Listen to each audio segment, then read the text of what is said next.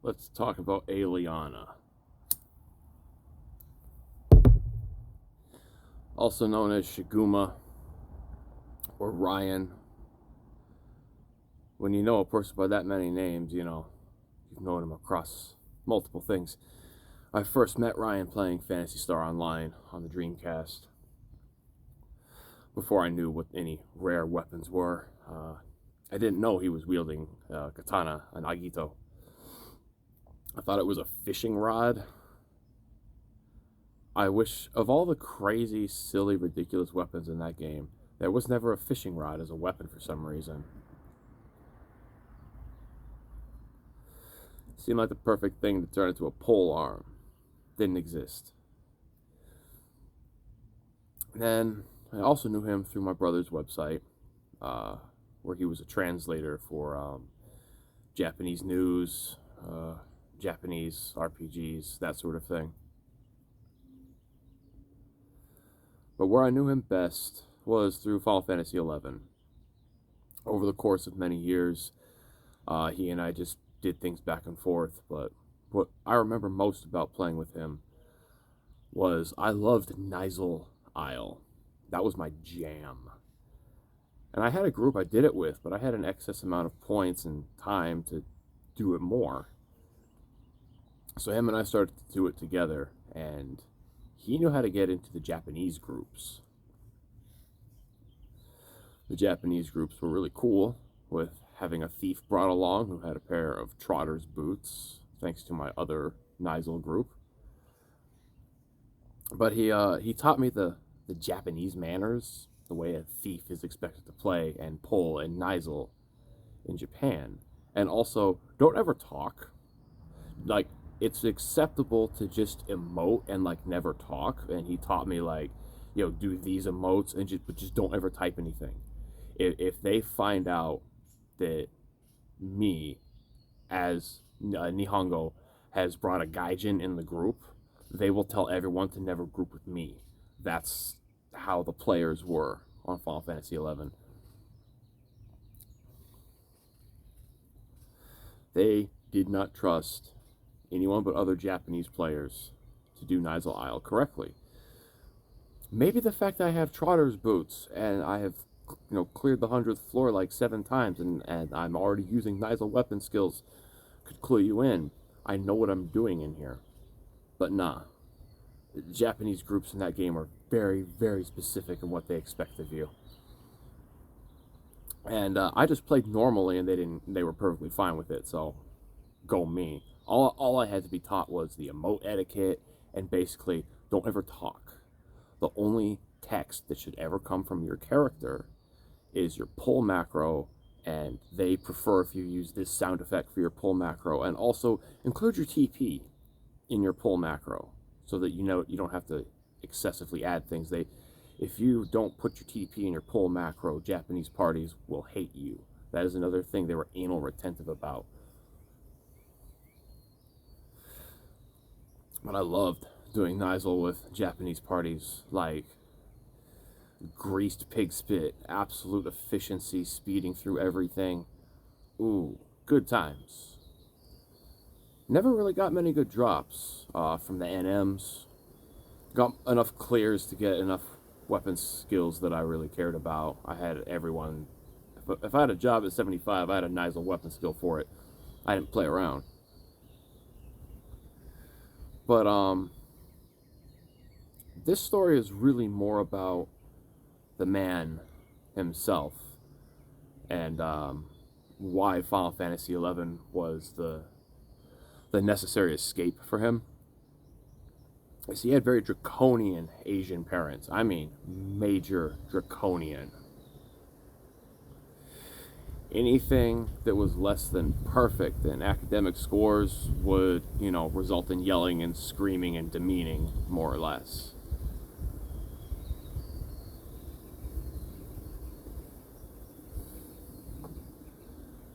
So anytime he got to be away from his yelling and screaming, never good enough for anything parents, that was just a blessing to him.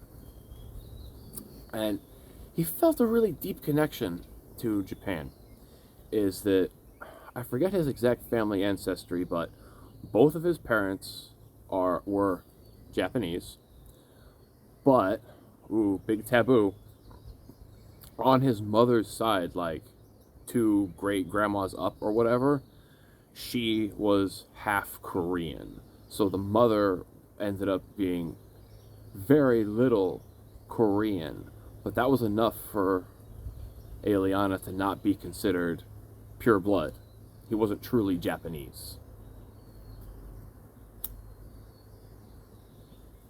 Even though he spoke the language fluently, even though he was acutely aware of all the customs and traditions, social expectancies, niceties, all that, everything, he joins the JET program, Japanese English Translation Teacher Program. And he pretty much had, you ever seen GTO, the anime? He had that class, except there wasn't really a good ending to it, at least not in the school context. He was shunned by all the faculty because, like, when you become a new teacher at a school, they do a better background check on you at that school than pretty much any American background check association, academy, department, bureau, anything. Like, when you become a new teacher at a school, it would be like the NSA would find less on you, okay? Echelon could find less on you than teachers at a Japanese school. They will find out everything about you. I live next to an airfield where they test a bunch of experimental drones. But I don't think this one's a drone. I think this one's just a helicopter. Flying way too low over a residential zone on camera right now. Just FYI, I'm just throwing that in there. Yeah, way too low over a commercial zone. Super illegal use of an aircraft around here. But I'll leave that in there for posterity. So when he finally gets over there, you know, he thinks this is going to be great. I get to live in Japan for like a year and a half, essentially. And it just wasn't great. Once those teachers sunk their teeth into him and then they find out that thing, he's not pure blood Japanese, the entire faculty knew he's not Japanese. Then every student knew he's not Japanese. In about a month. That's the time it took for it to trickle down through the entire school, that every student knew.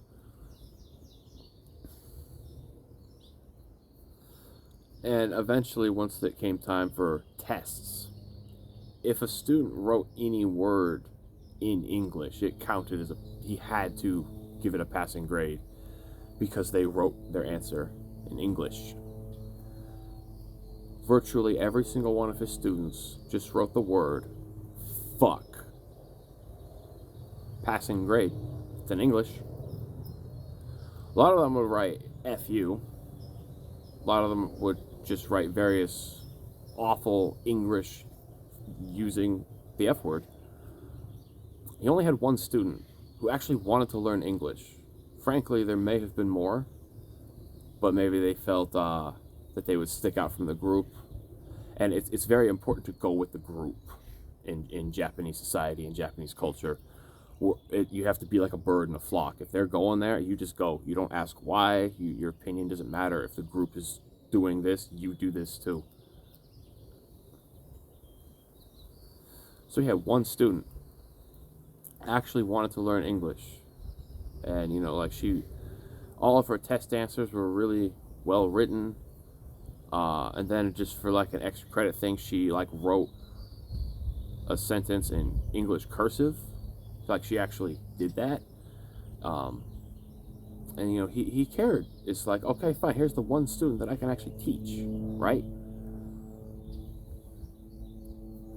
So he gives her some assignments of just like, hey, I want you to like read this poetry and tell me if it like provokes an emotional response in you. Do you understand English enough for you to understand, you know, this like old poetry from England?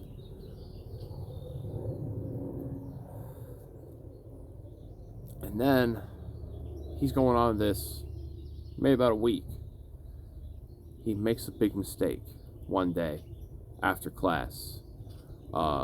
She's just asking him a couple questions about, like, hey, how do you use English slang in this capacity, like when you're speaking it? And how do you write it if you know, things like that. He made the mistake of being in that classroom with that female student with both doors to the classroom being closed for, I don't know, 10, 15 minutes. And there was people standing in the hallway long enough to corroborate the story and go get him in trouble with the principal. You are not allowed to be in a room where the doors are closed with a female student if you're a male teacher. That it is not allowed, period. In Japanese society, like when it comes to courts, things like that, defense lawyers have a 1% success rate. That's why games like Ace Attorney, that's why it matters in Japanese culture more. Because if you're accused of something, you're guilty of it. Like, they can pretend all they want, but in Japanese society, the moment you are accused of something, you are guilty of it. So they accused him of raping a student.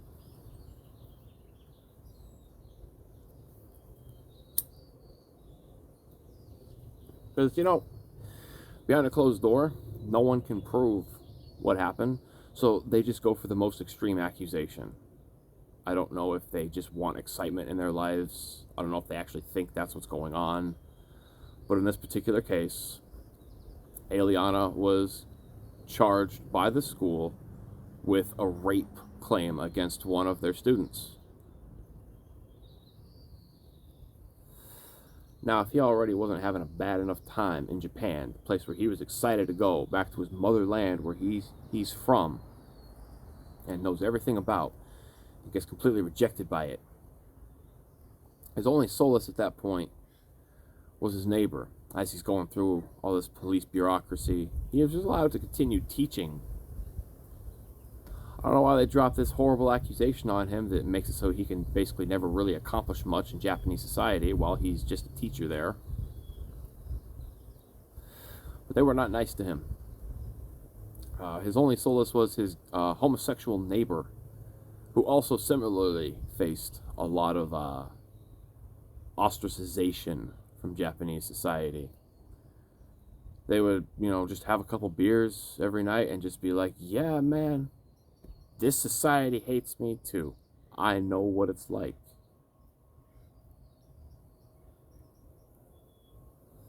Now,